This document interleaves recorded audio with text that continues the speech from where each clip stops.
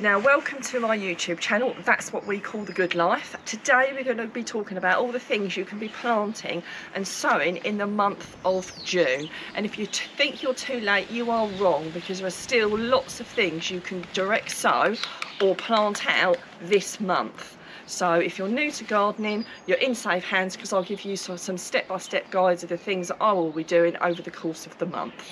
Now, boy, have we had a lot of rain. Even today, the sun might be shining now, but within an hour, it's meant to be raining. So it's been a real challenge getting out there in the garden. And also the slugs and snails, most gardeners, it's been the worst year ever. But don't give up, because it will get better, I promise. You just have to stick at it. So to get started, I've got some seeds here that you can be planting. So let's lift out what I've got. It's a little bit breezy here, so let's hope that I don't lose anything. So, kale, something that I absolutely love in our house. You can either start some more kale off, or you can buy some small plants. So you've got a choice. There's still plenty of time to be sowing this. You can sow this in pots, or you can direct sow outside, or like I said, you can get stuff from a garden centre. Lots of people feel ashamed when they buy it from a garden centre, or a bit embarrassed. Absolutely, why would you? Do you know what I mean? I do a combination of both, even now, and I've been gardening since I was a child. So my father gardened, my grandfather gardened, and we've always done a combination of both. That being said, kale is quite easy to grow, but if you see some good priced plants somewhere, pick them up. Why not? They're very, very versatile. Kale, you can use it for all different sorts of things, and we use it in lots of our cooking, just to stir through a little bit of cooked rice, to crispy kale, to putting it in curries. It's absolutely really versatile and very, very easy to grow. I would recommend netting it though. That is one thing I would recommend. And if you've not got any good netting, so for something like kale, Enviromesh is very, very good. I have Enviromesh up at the allotment, and it keeps a lot of the pests off. There will be a link up on the screen if you want to get some kale, and there will be one in the description as well. So let's move on. Spring onions, another really easy thing to grow. Again, I wouldn't buy this started off personally. It's very cheap and easy to grow yourself. Either direct sow into the ground, or in little pots and then transplant it, and you've still got plenty of time to be getting this done this month. Runner beans, another one, you've still got plenty of time, and these are ones that you can pick up quite cheaply from people. Often people start them off and they sell them off quite cheaply at boot fairs and lots of other places, but they are very, very easy to start off yourself. And I think I've probably said that I will always soak the beans overnight, drain them off, put them between some wet tissue, and as soon as they've sprouted, you can either put them in little pots to start them off, or you can pop them straight in the ground. Personally, this time of year, once they've sprouted, I would just pop them straight into the ground. Something else, if you've not started some off already, or you want a little bit more, is some beetroot. I love growing the multicoloured beetroots. If you're growing your own fruit and vegetables, why would you not grow something a little bit more interesting? Personally, I would just direct sow that into the ground, but you could start it off in module trays if you want to. It's really, really completely up to you. I wouldn't necessarily buy plants for this, because you'd probably struggle to get a good price to get a tray of beetroot. I would personally just buy my own packet of beetroot and pop them straight in the ground.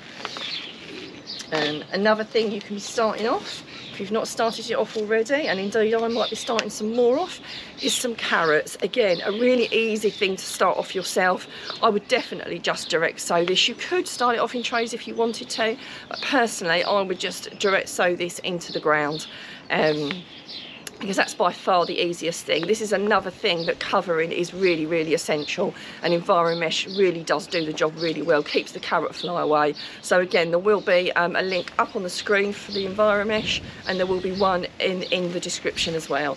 For many, many years I tried various other ways of trying to stop the carrot fly. Nothing stopped it, but Enviromesh really, really does what it says on the tin, and I wouldn't be without it. It might be quite expensive stuff, but I've never thrown a bit away, so just do make sure that you tie it down, otherwise it will blow away. I've never lost a bit to that either, but it's fantastic stuff to help you get a really good crop.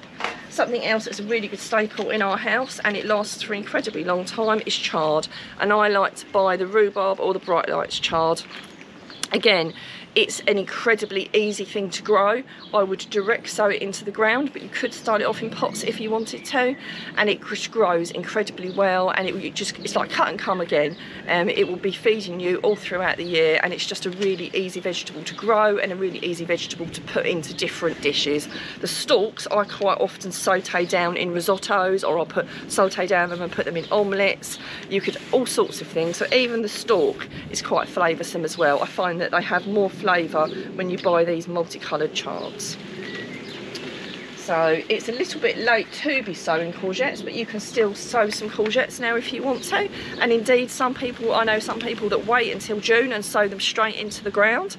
Alternatively, you could buy some plants. I've already started off a lot of my courgettes already. But you know, it's quite often you will see them quite reasonably priced. So if you're going to get them in, get these in quick, the courgettes. But do keep your eye out, because this time of year, you know, a lot of the garden centres or people have started them off and they have spares. You might even have a swap shop up at your allotment, or you might have friends or family that grow their own. I quite often swap my fruit and vegetables with other people, and I've already done so already this year because I've grown more of certain things. So yeah, so do bear in mind maybe picking up plants for these. Fennel, which is one of my most favourite things. I love growing bulb fennel. It's quite versatile, but it's just a really lovely thing to be able to grow yourself, and quite expensive if you buy it in the supermarkets. So apparently June is the month to sow it because it's less chance of it bolting. I've started a little bit of my fennel off already, and that's almost ready for me to plant out. You could direct sow this into the ground. If I'm honest, because I'm trying to get the big bulbs, I do often start it off in a little tray like that. As you can see, I've actually started a few spring onions off, and I'm going to plant them on. For some reason I have trouble getting them to germinate on my allotment, so I do start those off there as well. But yeah, a bit of Florence fennel is a lovely addition to your plate. Sweet corn, I've got some of the mini sweet corns. Again, I don't soak these overnight in water. I just put them between damp tissue, and as soon as they sprouted, I either put them in trays to grow them, or you could pop them straight in the ground. I must admit, I've been really lazy this year, and I sprouted these, and I've already popped one lot straight into the ground, and they're growing, so you know, they're fine. So again, a little bit like beans, you can sprout them and pop them straight in if you want to, but just remember to grow them in a grid, not just rows, because they pollinate each other. If you just grow them in a line, they're not going to pollinate each other. But if you grow them in grids, you know, like, you know, 3 of 4, that kind of thing, or 4 of 4 or more, then they're going to more likely pollinate each other, so you get some lovely sweet cobs. I've never grown the little ones before, so we'll see how they turn out. So what else have we got here? There's still lots of lovely things. Turnips, some people love them or hate them. A ridiculously easy thing to grow. Again, you can just sow them straight into the ground this time of year. Lovely to add to casseroles, stews, all sorts of weird and wonderful things you can put those with. You can roast them. I've even roasted turnips.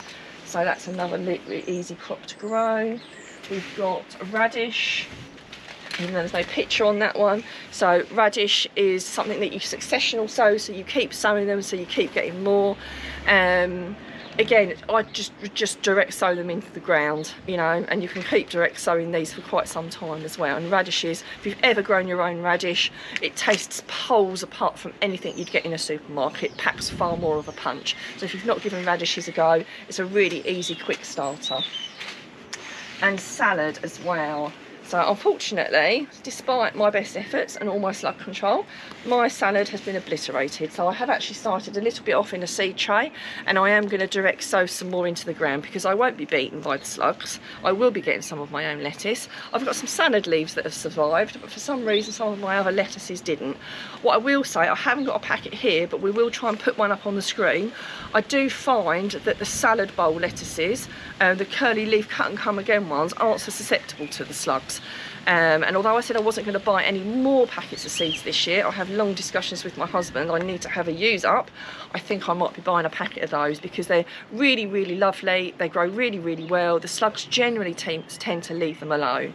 So we will put a link up on the screen and one in the description, so you can buy those if you want to, or just source them from a local garden centre.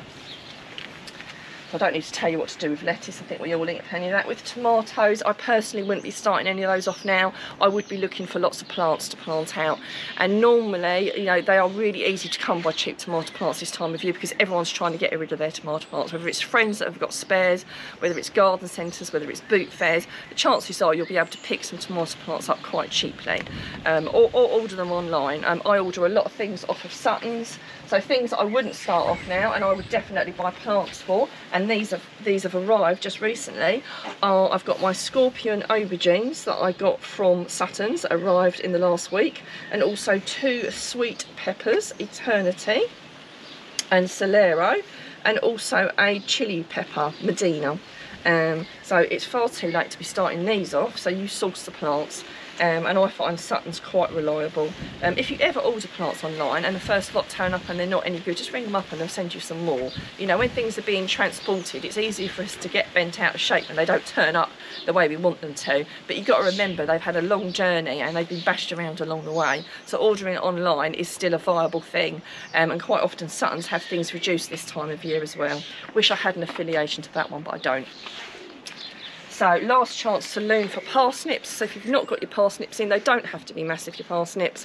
So you could still pop some in now, but it really is last chance saloon if you want to pop some parsnips in. I've already put some in and hopefully they're going to germinate. I need to check up the allotment actually just to see how they're getting on. So with squashes and pumpkins and things like that, you know, again, last chance saloon. Personally, I would try and source some cheap plants. Again, garden centres, boot fairs, all sorts of places will probably be doing these for quite a good price. So personally, it's a little bit too late. But if you want to pop some in and see what happens, if we have a very warm end to the year, then they'll still be fine. So just see how it goes. You've got the seed, why not give it a go?